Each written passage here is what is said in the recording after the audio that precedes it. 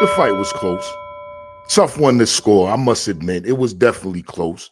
But in the last part of the fight, I definitely think Lamont Roach took took away, walked away with the fight and separated himself and showed the difference. Unfortunately, the judges didn't. This is his second draw in a row. Was this a robbery or some just bad luck in a close fight for Roach? Let's talk about this one. I know you won't swing, but this is the Parry. This is the Parry. Hook getting uppercut is getting scary. It's getting scary. Treasure the truth or risk getting buried. Risk getting I'm on a killed. mission, you hear me? Yeah, this is the Parry. This is They the got Parry. the green light if we say go. Go. Young Tyson, wake him up with the BK flow. Loading up late rounds, this is TKO. Thank you.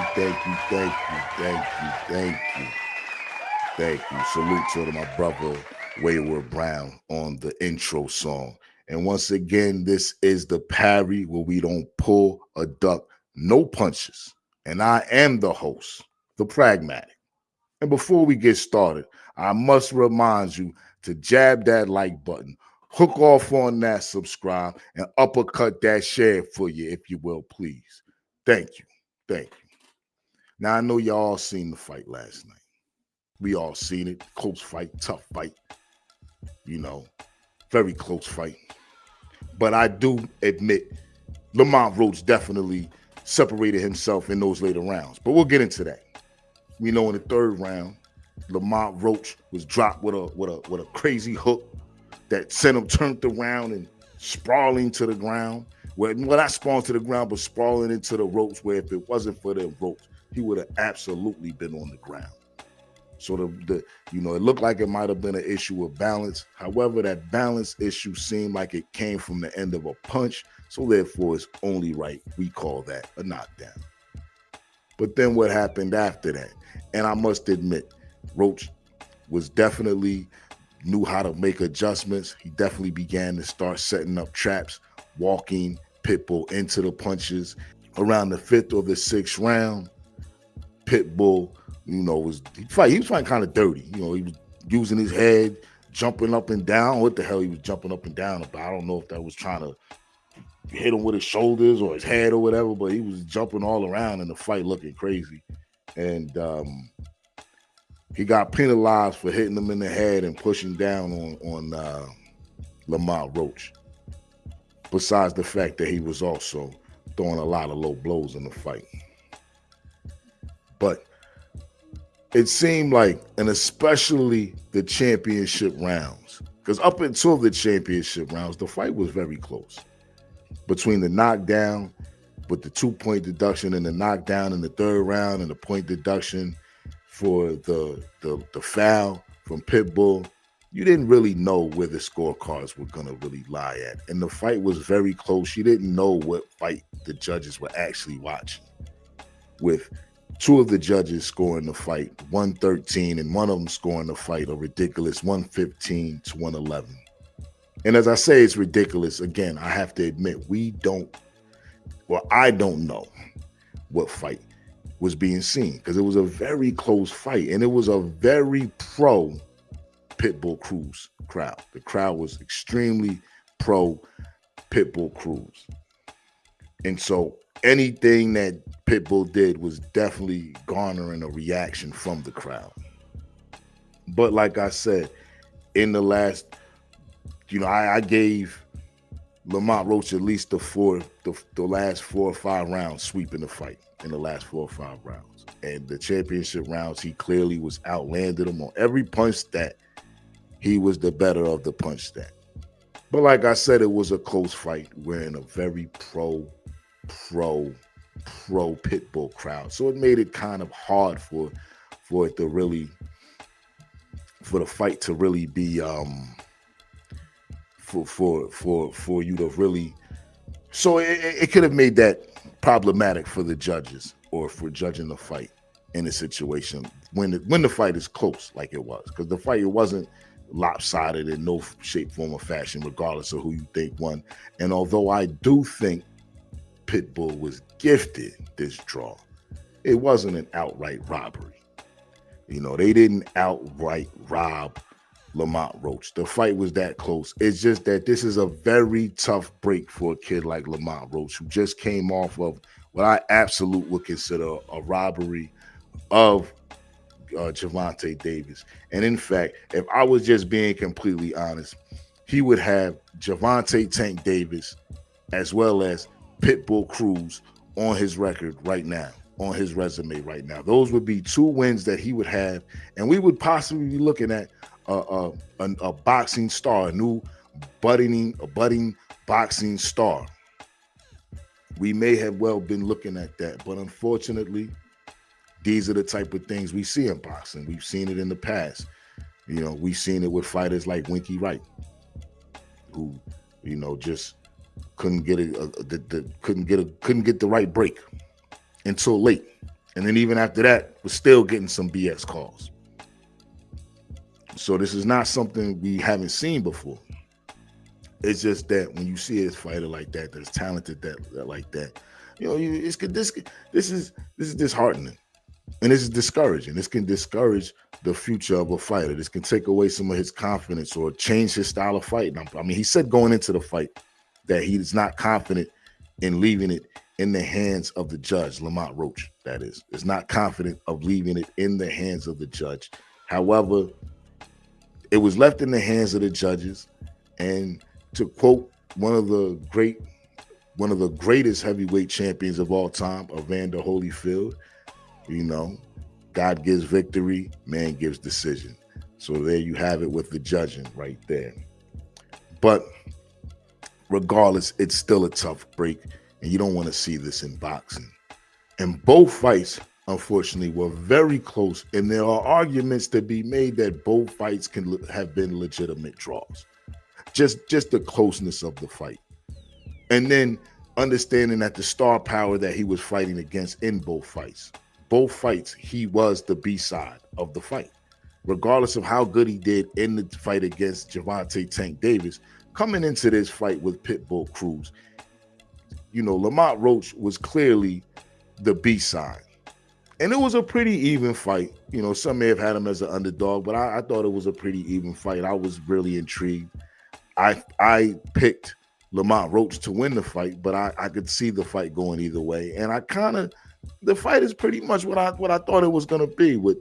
For the most part, at least the beginning of the fight, you've seen a lot of Pitbull Cruz moving forward, with Roach counterpunching, moving backwards, using his side-to-side movement, similar to how he fought with Gervonta Davis in that fight, you know, walking him into punches, countering him, setting up his traps. So we've seen him do that in this fight with Pitbull Cruz, and unfortunately, the best that he could come up with, or the best that they could give him, is a draw. And that's just unfortunate. It's a very tough break for the guy, for Lamont Roach. But, you know, if I'm Lamont Roach, I'm still got my head high. His stock should have rose during the fight. And I would absolutely like him in fighting all of his counterparts in his division, you know, in the junior lightweight division. We seen Oshaki Foster, who fought against Fulton in a I don't want to call it a lackluster fight, but it wasn't the fight that I wanted to see, but Foster definitely showed that he was the better fighter. He used his speed, he used his jab, he outboxed him, he outthought him.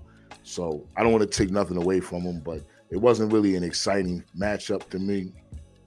But we seen that on the undercard, and I wouldn't mind seeing a fight, you know, like that. You know, maybe they were building that fight up, but I wouldn't mind seeing a unification between the WBC champion Foster and WBA champion Lamont Roach.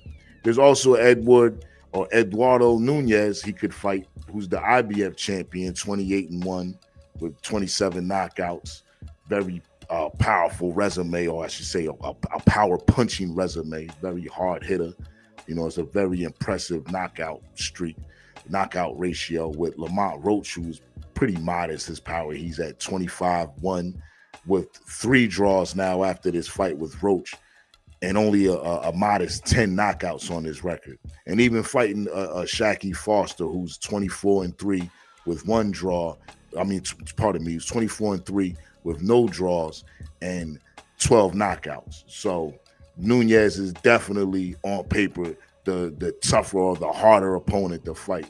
I would say Shaky will give him more problems boxing wise, but definitely Nunes. And then you also I can't forget Emmanuel Navarrete. You know, Navarrete is another one. He's another power puncher, with 39 wins, 2 losses, 1 draw, 32 wins by way of knockout. He's definitely has some pretty sturdy power with him. He's the WBO champion. And I would personally pick Lamont Roach to win all of those fights. And I hate to say it because I like Shaky Foster, but I think Foster would probably be the easier of the fight for him, although Foster has been around for a minute and is a tough fighter. We know that Lamont Roach, is a second draw, and it's a tough fight, but he's in a division where, there's unify. Look for unification right now. Look for a possible unification bout. Maybe even, you can start looking for a fight up at 135 pounds. You got Shakur Stevenson, who will be facing Teofimo Lopez, the winner of that fight. Maybe you want to go after the winner of that fight, or stick around your division and unify. I think that right now, you are the man to beat right now. It's unfortunate that the judges took that away from you on paper. But as far as I'm concerned, Lamont Roach is the man to beat at junior lightweight division. The hell what they say. As far as Pitbull moving forward, Pitbull, the future's still bright for you. You got out of the fight with a draw. You were still exciting in the fight. You were moving forward. Definitely your limitations were definitely exposed in this fight, but we've seen this before. I would like to see you in a unification fight, possibly with one of these other fighters, one of these other champions for the world title, or maybe even a rematch. We didn't even talk about the possibility of a rematch. Maybe it's because the fight wasn't that exciting to me, but it was close that we didn't talk about rematch. But yeah, a rematch also could be something to think about. If I was Roach, or even if I'm Pitbull Cruz. I don't know how different that fight looks. Or maybe Roach doesn't get hurt in the rematch and he's able to stay on top of Cruz and outbox Cruz for the entire 12 rounds without it being such a close fight. Because he definitely separated himself at the end of this fight. And it's definitely a tough break for Roach. Roach should be, we should be talking about a new star stepping into the junior lightweight division. But unfortunately, we're talking about another back-to-back draw, which was a tough break for the kid. But you let me know what you think in the comments. Am I bugging? Was Pitbull Cruz not gifted this fight? Did Lamont Roach not earn this victory? Or do you think Pitbull Cruz won the fight? Or possibly it was a draw? Was the draw legitimate to you? You let me know in the comments. Until then, I am the Pragmatic. You could catch me, on the Parry, at the Parry, where we don't pull or duck no punches. And until next time, I am the Pragmatic. Peace. Actually, now we're going to show you how to catch the jab. Actually, in boxing, it's called parrying.